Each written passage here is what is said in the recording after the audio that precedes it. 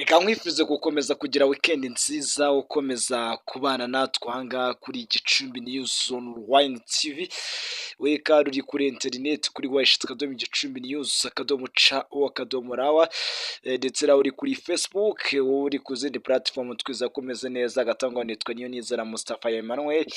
Ibisanzwe bagenda nkusuhuza kandi abantu mwese muri weekend twizera ko kabisa weekend ikomeza ko buryo. Hanyuma twagiye Nyamasheke mu ntara y'Iburengerazuba bw'u Rwanda, haravugwa inkuru y'uko RDF yahumurije imiryango y'abantu batanu rero barashwe n'umusirikare, bizeza ubufasha agatangwa Bizimana Adeza kabisa, abubona hakurya yanjye kugenda dufasha muri control zose kugira ngo gahunda zose zikomeze kugera ziba uburyo. Twiza ko nawe wifuza kabisa kugira weekend neza. Abanyeshuri mwese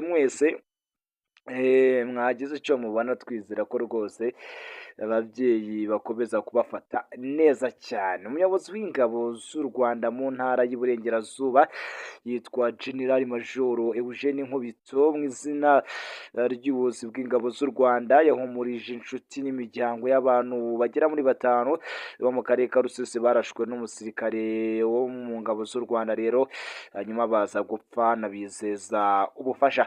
Uyu muyobozi rero yabigarutse kuri uyu wa 15 Ugushyingo 2024 mu muhango wo gushyingura abanyakwigendera wabereye mu kagari kitwa ni Rushyara, ni mu murenge wa Karambi mu karere ka Nyamasheke mu ntara y'Iburengerazuba bw'u Rwanda. Icyo wibuka ko nuko saa saba zo mu ijoro ryo kwa 13 Ugushyingo 2024 nibwo Sergeant Minani Jerive imyaka 39 yarasiye mu kabara abantu batanu barimo uyitwa Bene Mugabo Denis imyaka 17, Habumugisha Onesphore imyaka 20, witwa Sendayeba Zephanie imyaka 44, Muhawe n'Imana Jonas imyaka 35, ndetse n'uwitwa Nsekambabaye Eliza w'imyaka 50, yitwa Nsekambabaye Ezira w'imyaka 51 y'amavuko.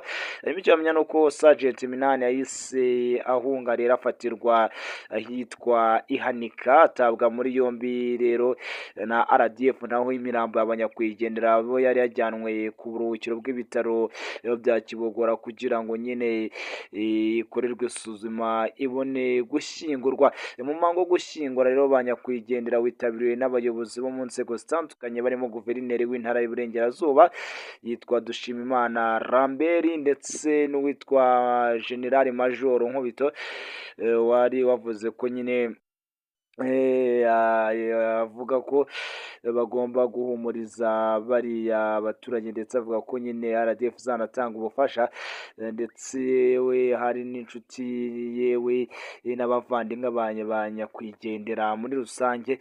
Akaba ari icyo ngicyo wamenya. Mu gihe guverineri w'intara y'Iburengerazuba yitwa Dushimimana Lambert avuga ko ubuyobozi bwite bwa leta nabwo rero buzakomeza kuba hafi y'imiryango mu buzima bwabo bwa buri munsi. Icyo wamenya kandi uko iyi miryango nyine abanyakwigendera ivuga ko ubugizi bwa nabi ntacyo rero ngo buri buhungabanye ku mubano n'imikoranire myiza basanzwe bafitanye n'ingabo z'igihugu, kandi ko akazi kabo bazagakora neza rero, uretse ko nyine umusirikare warashe abantu babo nyine atabitumwe n'igisirikare cy'u Rwanda. Itangazo ry'igisirikare cy'u Rwanda rero ryashyizwe hanze rigashyirwa ahagaragara ko Sergeant Minani amaze gutabwa muri yombi, kandi nyine azahabwa nyine ubutabera kugira ngo nyine bano bavandimwe rwose babe bashyingura imiryango yabo. Akaba ari byo wamenya nyine.